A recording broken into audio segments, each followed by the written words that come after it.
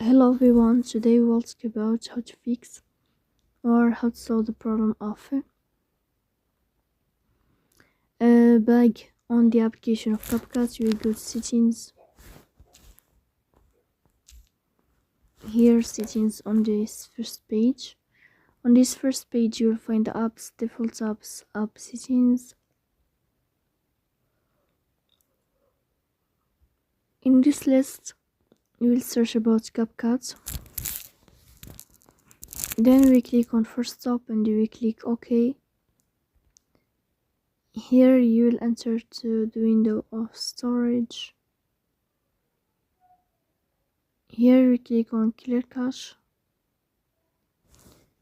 In the end you can turn off your phone and you can restart your phone again. So please don't forget to press the bell icon and subscribe.